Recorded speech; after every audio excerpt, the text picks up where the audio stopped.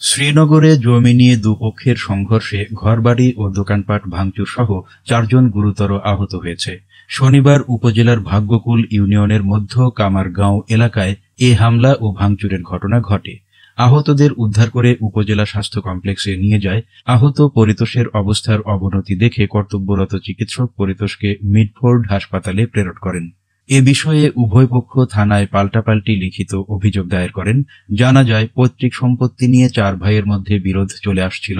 শনিবার দুপুরে ছোট ভাই পরিতোষ বাড়িতে স্থাপন করা নলকূপ থেকে পাইপ সংযোগ দিতে গেলে প্রাণবল্লভ সূত্রধর রং এসে বাধা দিয়ে গালিগালাজ শুরু করলে উভয় পক্ষের মধ্যে মারপিটের সৃষ্টি হয়। এক পর্যায়ে প্রাণবল্লভ ও তার ছেলেরা দা, লাঠি, লোহার রড ও পাইপ হাতে নিয়ে পরিতোষ ও তার স্ত্রী দীপারানীকে এলোপাথারি পিটিয়ে গুরুতর আহত করে। এ ব্যাপারে প্রসেনজিৎ সূত্রধর জানান, ওরা আমাকে সহ আমার ভাই ও মাকে মারধর করে আহত করেছে। শ্রীনগর থানার এসআই সালমান বলেন, এ ব্যাপারে উভয় পক্ষের লিখিত অভিযোগ পেয়েছে, তদন্ত করে আইনগত ব্যবস্থা গ্রহণ করা হবে।